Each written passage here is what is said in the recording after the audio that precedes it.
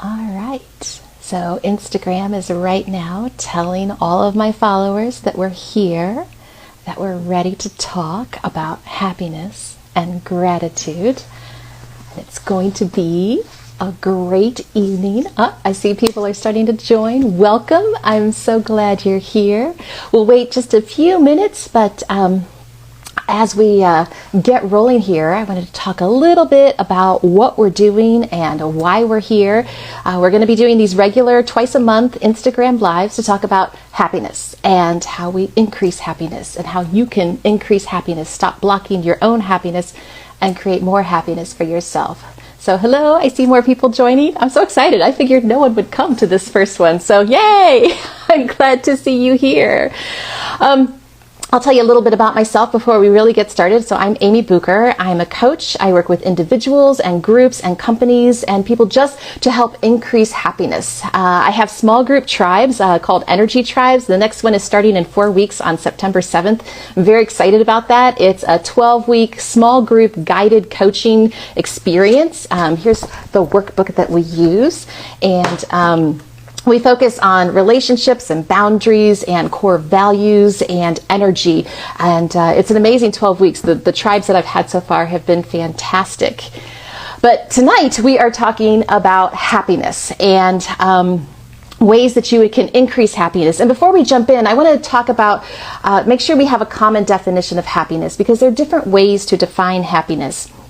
So you'll see articles online that say things like, don't pursue happiness. You know, if you pursue happiness, then you'll ultimately be unhappy. And there are lots of things. And the form of happiness that they're talking about in those articles was first defined in the 4th century by the Greek philosopher Aristippus.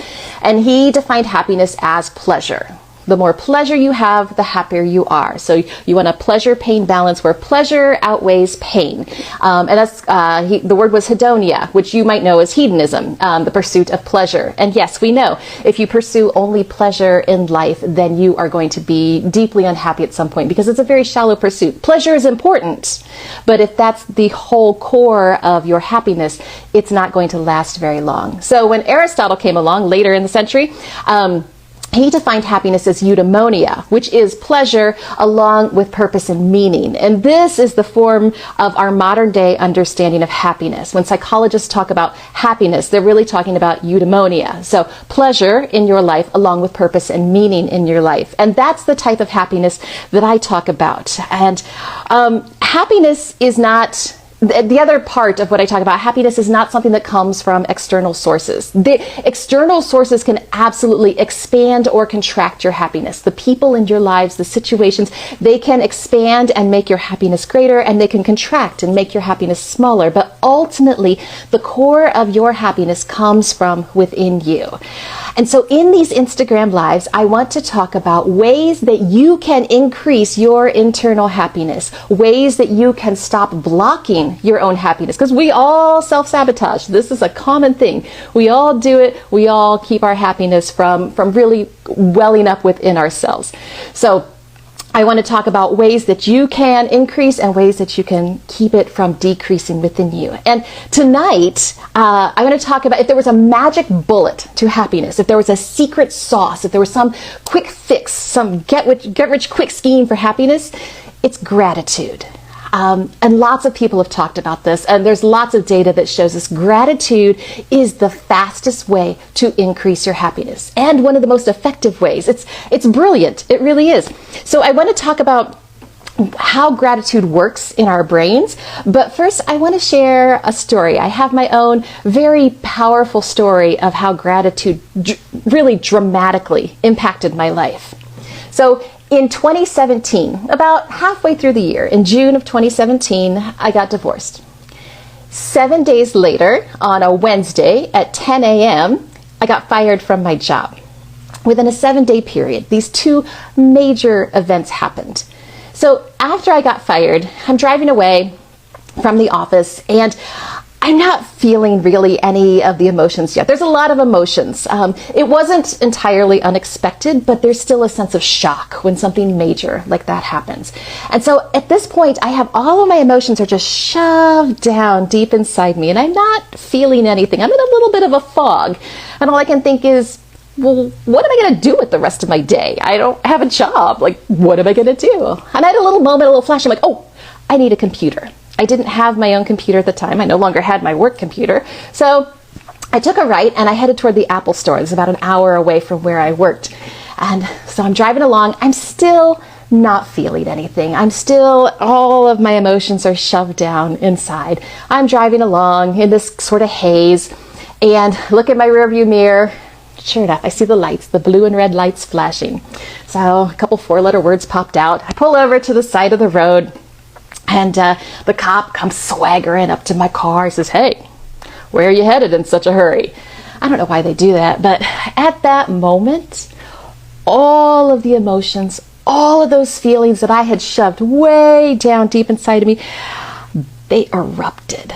That was the break in that block that was keeping them in place. And it was like an emotional volcano. I looked up at the officer and I went, I just got fired from my job. And immediately burst into tears. The guy was like, oh, well. He mostly kept his composure. He said, hey, well, okay, give me your license and registration, please. I'm like, here you go.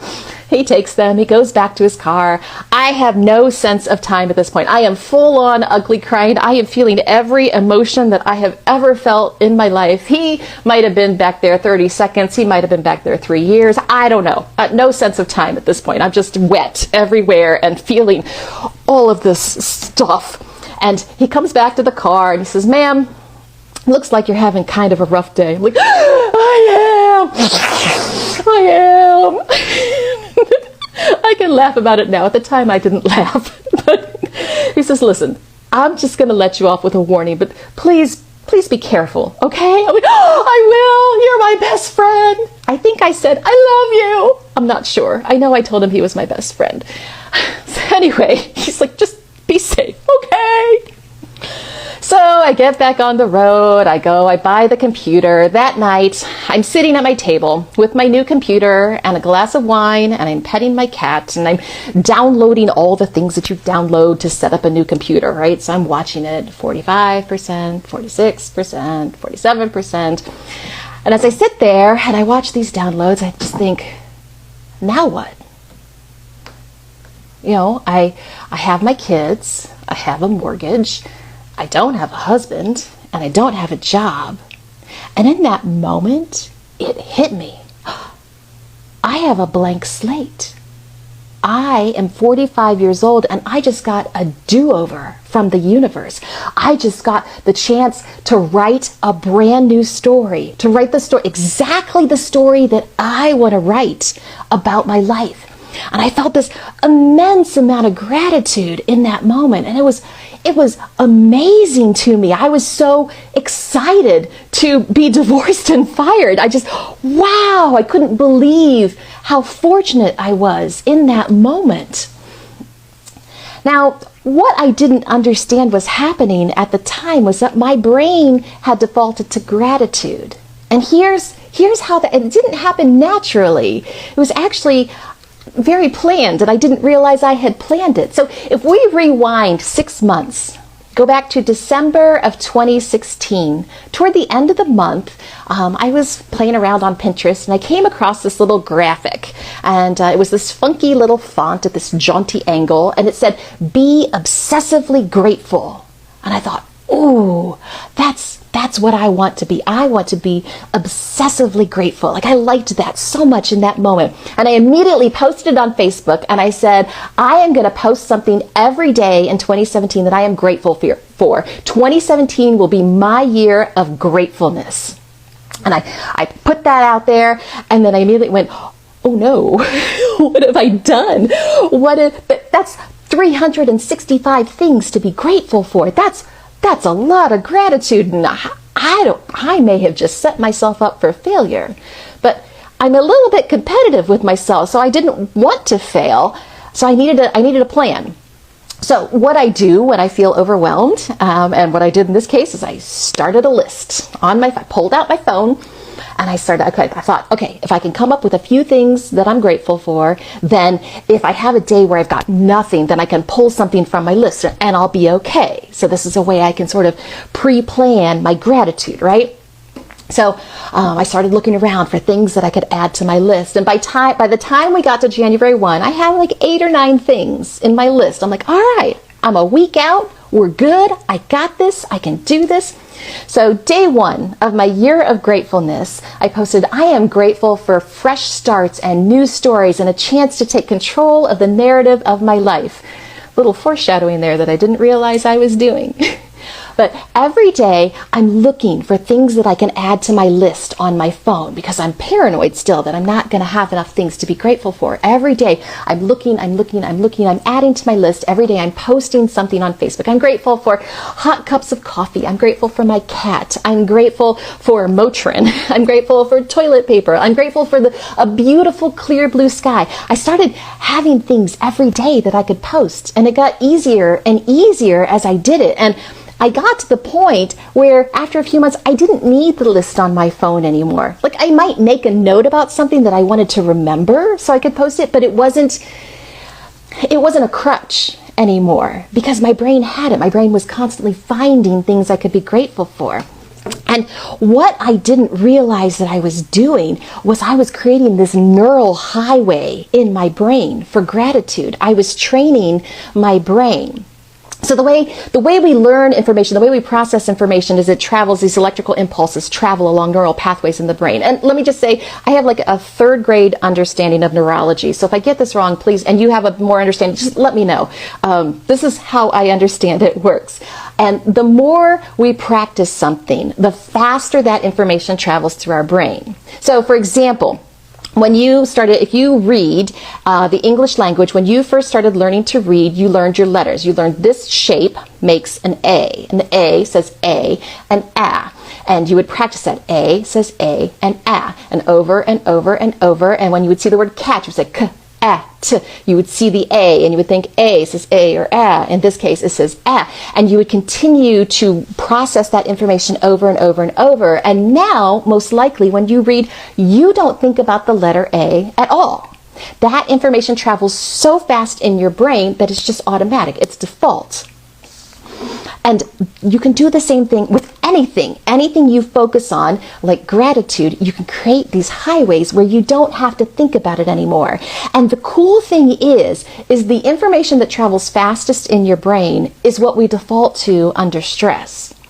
So if you're constantly looking for things to be grateful for, then when you're under stress, your brain is going to default to looking for gratitude. If you are constantly finding things that are wrong with your life, if you're constantly seeing the negatives in your life, and we all have the negatives in our life, but if those are the things that you focus on, then that's what you default to under stress. When you're under stress, you're like, oh, everything is terrible. Which is our natural instinct. Our natural instinct. I don't want you to feel shame about how your brain defaults, because everyone's natural instinct is to default to the negative. But when you can flip out of that quickly because you've built other muscles, other neural pathways in your brain, that's where your superpower comes in. And that's where I got to that place in June, 6 months later, and my brain was defaulting to gratitude. I had these very stressful things happening, things that normally would have caused me to sink really into a pretty deep despair for some time. But because I had trained my brain without realizing I was training my brain, I defaulted to gratitude. So I like to say that gratitude saved my life, because I don't know, without that gratitude highway in my brain, I don't know how long it would have taken me to get to that place where I saw this as a gift, where I felt grateful for all of the things that were happening in my external life. And so it is with you. You can do this. Gratitude is an easy thing. It starts kind of hard. If you're not used to feeling gratitude, if you're not used to actively seeking gratitude, it can be challenging because you have to really think about it. But as you do it, just like with reading any language, as you do it, it gets easier and easier and easier. So I would challenge you, if you don't already practice gratitude, or if you do, step it up a little. Like, look for things, like challenge yourself. By the end of the day, I want to find 5 things that I'm grateful for today. And make them, I did find, here's a little trick, it's easier if you make them very, very tiny things.